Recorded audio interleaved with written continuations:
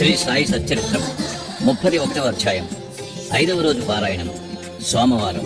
బాబా సముఖమును మరణించినవారు సన్యాసి విజయానంద్, బాలారాం మాన్కర్, నోల్కర్, మేఘశ్యాముడు, పులి. ఈ అధ్యాయంలో బాబా సన్నిధిలో కొంతమందితో పాటు ఒక పులి కూడా మరణము పొందుటను గురించి హేమాడ్ పంత్ వర్ణించుతున్నాడు. మరణకాలమున మనస్సునందున్న కోరిక గాని ఆలోచన గాని ఆ వ్యక్తి భవిష్యత్తును నిశ్చయించును. భగవద్గీత 8వ అధ్యాయమున 5, 6 శ్లోకములలో శ్రీకృష్ణుడు ఇట్లు చెప్పి ఉన్నాడు: ఎవరైతే వారి అంత్యదశయందు నన్ను జ్ఞప్తియందు ఉంచుకుందరో వారు నన్ను చేరుదరు. ఎవరైతే ఏదో మరొక దానిని ధ్యానించదరో వారు దానినే పొందుదరు. అంత్యకాలమందు మనము మంచి ఆలోచనలే మనస్సునందు ఉంచుకునగలమని నిశ్చయం లేదు. అనేక మంది అనేక కారణముల వల్ల భయపడి అదిరిపోయేదరు. కావున అంత్య సమయమందు మనస్సును నిలకడగా ఏదో మంచి ఆలోచన ఎందే నిలుపుకోవాలనన్నచో నిత్యము దానిని అభ్యసించట అవసరం. భగవంతుని ధ్యానము చేయొచ్చు జ్ఞప్తిని నించుకొని ఎల్లప్పుడూ భగవన్నామస్మరణ చేసినచో మరణకాలమందు గాబరా పడకుండా ఉండగలమని యోగీశ్వరులందరూ మనకు బోధించుచుందరు. భక్తులు యోగులకు సర్వస్వ శరణాగతి చేసేదరు. ఏలన సర్వజ్ఞులకు యోగులు దారి చూపి అంత్యకాలమున సహాయము చేసేదరని వారి నమ్మకము. అటువంటివి కొన్ని ఇచ్చట చెప్పేదము. విజయానందును మద్రాసు దేశపు సన్యాసి మానస సరోవరమునకు యాత్రార్థమై బయలుదేరను. మార్గములో బాబా సంగతి విని షిరిడీలో ఆగెను. అక్కడ హరిద్వారం నుంచి వచ్చిన సన్యాసియగు సోమదేవస్వామిని కలుసుకొనెను. మానస సరోవరపు యాత్ర గురించి వివరములను కనుగొనెను. మానస సరోవరము గంగోత్రికి 500 మైళ్ల పైన గలదని, ప్రయాణములో కలుగు కష్టములన్నిటినీ ఆ స్వామి వర్ణించాను. మంచు ఎక్కువనియు, భాష ప్రతి 50 క్రోసులకు మారుననియు, భూటాన్ ప్రజల సంశయ నైజమును, వారు యాత్రికులను పెట్టు కష్టములు మొదలుగును వానిని చెప్పాను. దీనిని విని సన్యాసి నిరాశ చెంది యాత్రను మానుకొనెను. అతడు బాబా వద్ద కేగి సాష్టాంగ నమస్కారము చేయగా బాబా కోపగించి ఇట్లనెను: ఈ పనికి మాలిన సన్యాసిని తరిమివేయు. వాని సాంగత్యము మనకు ఉపయుక్తము కాదు. సన్యాసికి బాబా నైజము తెలియనందున అసంతృప్తి కలిగాను. కూర్చుండి జరుగుతున్న విషయములన్నిటినీ గమనించుచుండాను.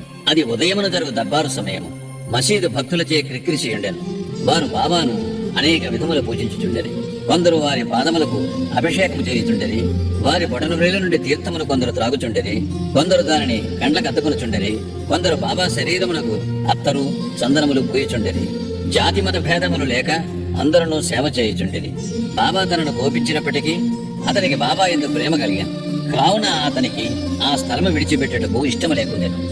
అతడు షిరిడీలో 2 రోజులుండిన వెంబట తల్లికి జబ్బుగా నున్నదని మద్రాసు నుండి ఉత్తరం వచ్చాను. విసుగు చెంది అతడు తన తల్లి వద్దకు పోగోరాడు. కానీ బాబా ఆజ్ఞ లేనిదే షిరిడీ విడుగు లేకుండాను. ఉత్తరము తీసుకుని బాబా దర్శనమునకై వెళ్ళాను. ఇంటికి పోవుటకు బాబా ఆజ్ఞ వేడాను. సర్వజ్ఞుడుకు బాబా ముందు జరుగుబోవనిది గ్రహించి, నీ తల్లిని అంత ప్రేమించువాడివైతే సన్యాసం ఎందుకు పుచ్చుకుంటే? కాషాయ వస్త్రమును ధరించు వారికి దేని యందు అభిమానము చూపుట తగదు. నీ పసకు పోయి హాయిగా కూర్చుంటుంది. మోపికతో కొద్ది రోజులు కూర్చుంటుంది. వాడాలో పెక్కు దొంగలున్నారు. తలుపు గడియ వేసుకుని జాగ్రత్తగా ఉండదు. దొంగలంతయు దోచుకుని పోయేదారు. ధనము, ఐశ్వర్యము మొదలగునవి నిత్యము కావు. శరీరము శిథిలమై తొదకు నశించను. దీనిని తెలుసుకుని నీ కర్తవ్యమును చేయము. ఇహలోక పరలోక వస్తువులన్నిటి యందు గల అభిమానమును విడిచిపెట్టుము. ఎవరైతే ఈ ప్రకారముగా చేసి హరి యొక్క పాదములను శరణు వేడెదరో వారు సకల కష్టముల నుండి తప్పించుకుని మోక్షమును పొందెదరు. ఎవరైతే భక్తి ప్రేమలతో భగవంతుని ధ్యానము చేసి మరణము చేసెదరో వారికి దేవుడు పరుగెత్తిపోయి సహాయము చేయను. నీ పూర్వపుణ్యము ఎక్కువగుటచే నీవిక్కడకు రాగలిగితివి. నేను చెప్పిన దానిని జాగ్రత్తగా విని జీవిత పరమావధిని కాంచు. కోరికలు లేనివాడివై రేపటి నుండి భాగవతమును పారాయణ చేయము. శ్రద్ధతో 3 సప్తాహములను చేయము. భగవంతుడు సంతుష్టి చెంది నీ విచారములను తొలగించును. నీ భ్రమను నిష్క్రమించును. నీకు శాంతి కలుగును అని అనేది. అతని మరణము సమీపించినందున బాబా అతనికి విరుగుడును ఉపదేశించాను. బాబా కూడా తన దేహావసాన సమయాన మృత్యుదేవతకు ప్రీతి కలిగించే రామవిజయము చదివించాను. ఆ మరుసటి ఉదయము స్నానము మొదలుగునవి ఆచరించిన పిమ్మట విజయానందుడు భాగవతమును లెండీ తోటలో ఏకాంతమును చదువుటకు ప్రారంభించాను. 2 పారాయణములు చేయగానే అలసిపోయాను. వాడాకు వచ్చి 2 దినములుండాను. 3వ రోజు బడే బాబా తొడపై ప్రాణములు వదలెను. బాబా ఒక రోజంతయు శవమును అటులే ఉంచుడు అనెను. పిమ్మట పోలీసు వాంటూ వచ్చి విచారణ జరిపి శవ సంస్కారమునకు ఆజ్ఞనిచ్చిరే. యథోచితముగా శరీరమును తగిన స్థలమునందు పూడ్చిరి. ఈ విధముగా బాబా ఆ సన్యాసి సద్గతికి సహాయపడెను. బాలారాం మాన్కర్ అను గృహస్థుడొకడు బాబా భక్తుడిగా నుండాను. అతని భార్య చనిపోయాను. అతడు విరక్తి చెంది కొడుకునకు గృహభారం అప్పగించి షిరిడీకి వచ్చి బాబాతో ఉండాను. అతని భక్తికి బాబా మెచ్చుకుని అతనికి సద్గతి కలుగు చేయవలనని ఈ దిగువ రీతిగా చేశాను. బాబా అతనికి 12 రూపాయలిచ్చి సతారా జిల్లాలోని మచ్చిందర్గఢ్లో నుండమనను. బాబాను విడిచిపెట్టి మచ్చింద్రగఢ్లో ఉండుటకు అతనికిష్టం లేకుండాను. కానీ ఇదే అతనికి మంచి మార్గమని బాబా ఒప్పించాను. అతడు రోజుకు 3 సార్లు ధ్యానము చేయమనెను. బాబా మాటలయందు నమ్మకముంచి మాన్కర్ మచ్చింద్రగఢమునకు వచ్చాను. అక్కడ చక్కని దృశ్యమును, శుభ్రమైన నీటిని, ఆరోగ్యమైన గాలిని, చుట్టుప్రక్కల గల ప్రకృతి సౌందర్యమును చూచి సంతసించి బాబా సెలవిచ్చిన ప్రకారము మిక్కిలి తీవ్రముగా ధ్యానము చేయ మొదలెడాను. కొలది దినముల పిమ్మట ఒక దృశ్యమును గనెను. సాధారణముగా భక్తులు సమాధి స్థితి యందు దివ్యానుభవములను పొందెదరు. కాని మాన్కర్ విషయములో అట్లుగాక చైతన్యమునకు వచ్చిన పిమ్మట దివ్య దర్శనము లభించాను. అతనికి బాబా స్వయముగా కనిపించాను. మాన్కర్ బాబాను చూచుడేగాక తననతడికి ఎలా పంపితమని అడిగాను. బాబా ఇట్లు చెప్పాను: షిరిడీలో అనేక ఆలోచనలు నీ మనస్సును లేచాను. నీ చంచల మనస్సునకు నిలకడ కలుగజేయవలనని ఇతడుకు పంపితిని. నీవు పంచేంద్రియములతో 3.5 మూరల మనిషిగా నన్ను భావించితివి.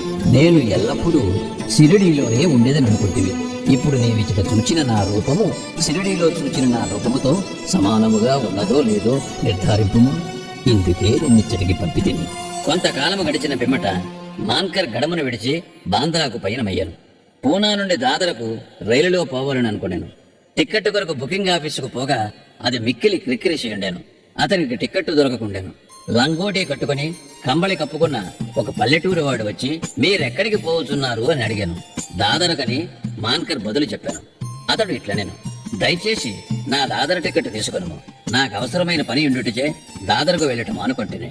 టిక్కెట్ లభించినందుకు మాన్కర్ ఎంతో సంతసించాను. జేబులో నుండి పైకము తీయనంతలో ఆ జానపదుడు అంతర్ధానమయ్యాను. మాన్కర్ ఆ గుంపులో అతనికై వెతికాను, కానీ లాభం లేకపోయాను. అతని కొరకు బండి కదులునంత వరకు ఆగాను, కానీ వాని జాడయే కనకుండాను. మాన్కర్కు కలిగిన వింత అనుభవములందు ఇది రెండవది. ఇంటికి పోయి వచ్చి తిరిగి మాన్కర్ షిరిడీ చేరాను. అప్పటి నుంచి షిరిడీలోనే బాబా పాదములను ఆశ్రయించి ఉండేను. వారి సలహాలను అనుసరించి నడుచుకొనుచుండాను. తుదకు బాబా సముఖమున వారి ఆశీర్వాదములతో ఈ ప్రపంచమును విడిచినందువలన అతడెంతో అదృష్టవంతుడని చెప్పవచ్చును. తాత్యా సాహెబ్ నోల్కర్ గూర్చి హేమాడ్ పంత్ ఏమీ చెప్పి ఉండలేదు. వారు షిరిడీలో కాలము చేసినారని మాత్రమే చెప్పాను.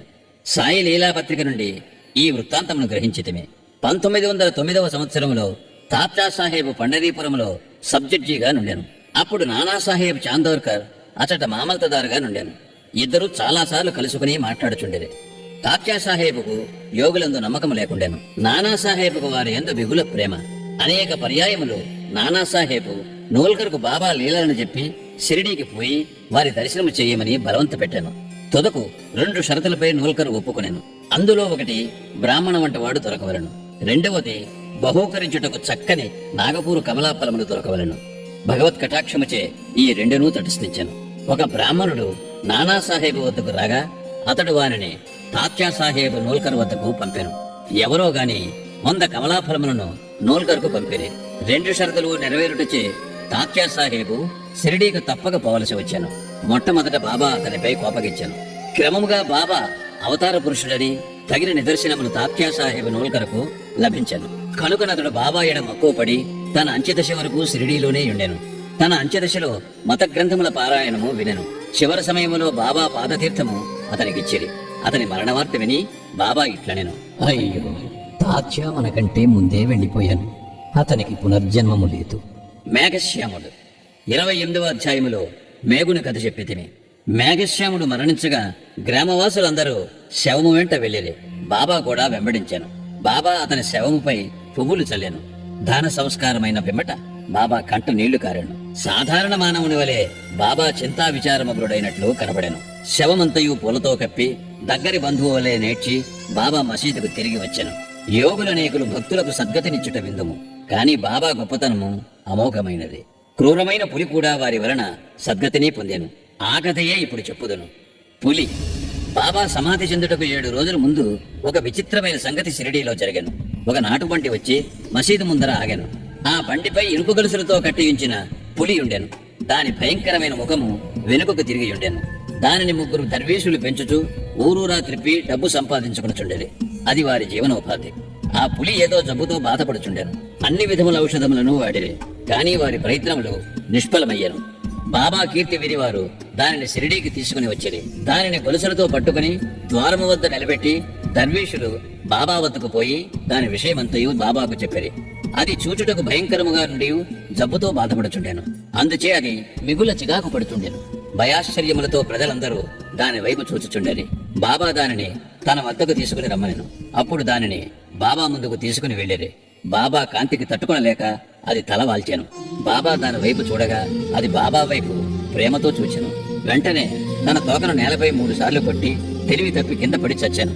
ఇది చచ్చుట చూచి దర్వీషులు విరక్తి చెంది విచారములో మునిగిరి. కొంతసేపటికి వారికి తెలివి కలిగాను. ఆ జంతువు రోగముతో బాధపడుచు చచ్చుటకు సిద్ధముగా నుండుటచే అది బాబా సముఖమున వారి పాదముల వద్ద ప్రాణములు కోల్పోవుట దాని పూర్వజన్మ పుణ్యమే అని భావించిరి. అది వారికి బాకీ పడి ఉండెను. దాని బాకీ తీరిన వెంటనే అది విమోచనము పొంది బాబా పాదముల చెంత ప్రాణములు విడిచినది. యోగుల పాదముల గడ వినమ్రులై ప్రాణములు విడిచువారు రక్షింపబడుదురు. వారెంతో పుణ్యము చేయనిదే వారికట్టి సద్గతి ఎట్లు కలుగును. శ్రీ సాయినాథాయ నమః. 31వ అధ్యాయము సంపూర్ణము. సద్గురు శ్రీ సాయినాథార్పణమస్తు. శుభం భవతు.